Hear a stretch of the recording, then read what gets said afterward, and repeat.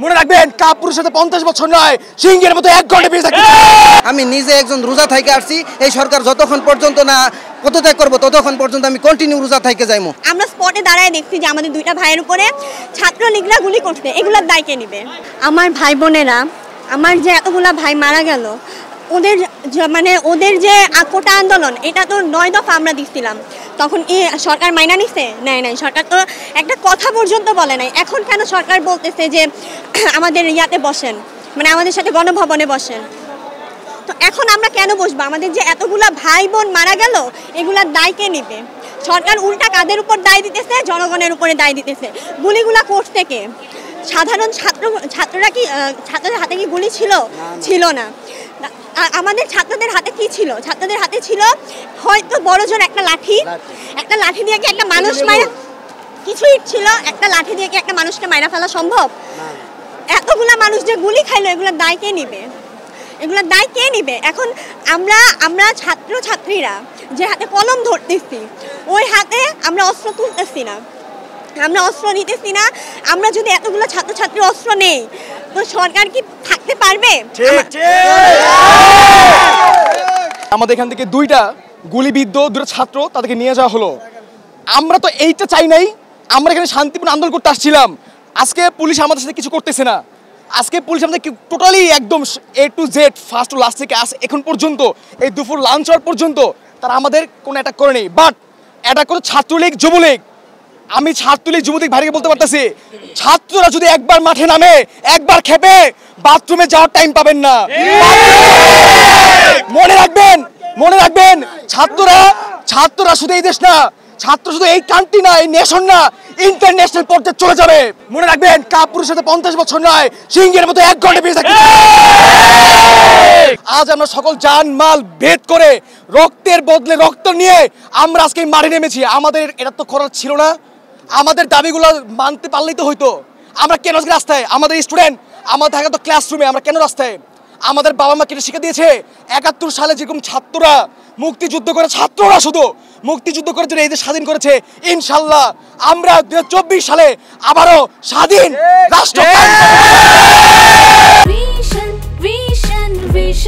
100% copper কন্ডেন্সারে তৈরি vision fridge, তাই গুণে মানে অটুট থাকে বছরের পর বছর। আমি এখানে দেখেছি ছাত্রলীগ এবং যুবলীগের কর্মীরা অস্ত্র নিয়ে সাধারণ মানুষের উপরে, not only student but also the common people, they fired at the common people and almost 5 people have been killed by the Chhatra League and Jubo League. এবং এই হত্যার বিচার বাংলাদেশে করতেই হবে। এবং আরেকটা কথা ভালোভাবে বলতে চাই, এই অটোক্রেটিক গভর্নমেন্টকে has to resign immediately. We want our voting rights, we want our democracy, we want our human rights, we want our every rights. এবং এই সরকার, এই অটোক্রেটিক সরকার থাকা অবস্থায় আমরা আমাদের রাইটস প্র্যাকটিস করতে পারতেছি না। এবং সেই জন্যই আজকে 15 বছর আমরা নিপীড়িত হয়ে, আজকে আমি একজন গ্রাজুয়েট, আমাকে এখন বাসায় থাকার কথা, আমি অ্যাব্রোডে হায়ার স্টাডির জন্য যাব, কিন্তু আমি এখানে এসেছি only protect my country.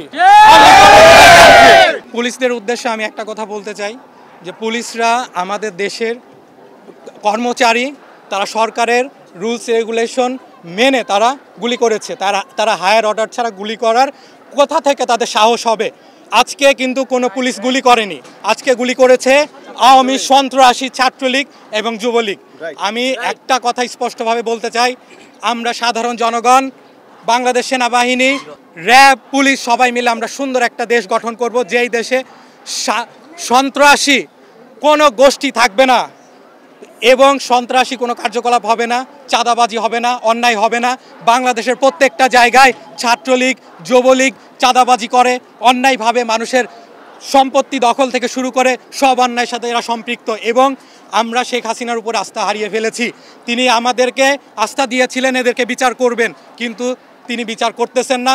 That's why আমাদের একটাই পয়েন্ট, আমাদের একটাই দাবি, এই হাসিনার regime has to resign immediately. আমরা শান্তিপূর্ণ আন্দোলন করতেছিলাম, এখানে আমাদের ছাত্র ভাইরা আছে, ছাত্রদের গার্ডিয়ানরা আছে। হঠাৎ আওয়ামী লীগ তারা হঠাৎ গুলি করা শুরু করছে। ভাই, আমার ভাই পায়ে গুলি লাগছে, বুকে গুলি লাগছে। ভাই, এখানে ছাত্ররা নিরিবিলি আন্দোলন করতে, শান্তিপূর্ণ করছে। পুলিশ চুপ করেছিল, কিন্তু আওয়ামী লীগ, যুবলীগ, ছাত্রলীগ এরা আতঙ্কভাবে গুলি করছে ভাই। সেই গুলির বিচার চাই, আর আমাদের বিচার চাবো কার দ্বারা? এই দেশের সরকারই তো খুনি। আমরা বিচার চাবো কার কাছে? আমার স্বাধীন দেশের স্বাধীন ছাত্র ভাইয়ের রক্ত। প্রত্যেকটা সাধারণ মানুষ তাদের হাত থেকে এই গোলা বারুদ নিয়ে তাদেরকে কিন্তু গণধুলাই দিয়ে এবং রক্তের গঙ্গা বসাই দেওয়া হবে এই বাংলাদেশে। আমরা চাই 17 বছরে 15 বছরে অনেক ধরনের অত্যাচার অন্যায় করেছে এই সরকার। সবার বিবেক এখন জাগ্রত হয়েছে। আমি নিজে একজন রোজা থেকে আসছি। এই সরকার যতক্ষণ পর্যন্ত না পদত্যাগ করবো ততক্ষণ পর্যন্ত আমি কন্টিনিউ রোজা থেকে যাইমু। সবাইকে আমরা বলি এই 15 বছর যারা নীরবে ছিলেন তারা সবাই তাদের বিবেক জাগ্রত করে রাস্তায় নামেন এবং এই সরকারকে পতন না করা পর্যন্ত কেউ ঘরে ফিরেন না। সরকার আমাদেরকে আহ্বান করছে যে কোনো সময় সংলাপে বসতে, কিন্তু সরকার নিজেই অর্ডার করছে যে shoot at first sight. Shoot at first sight বলার পরে সে আবার বলতেছে যে পুলিশদের বিচার করবে। তো সে যাদের অর্ডার দিয়েছে তাদেরই যদি বিচার করে, এটা তো প্রহসন এবং নাটক। এগুলো এখন সবাই বুঝে। এখন আর কোনো আমাদের 9 দফা নাই, এখন আমাদের একটাই দফা। এক দফা কি?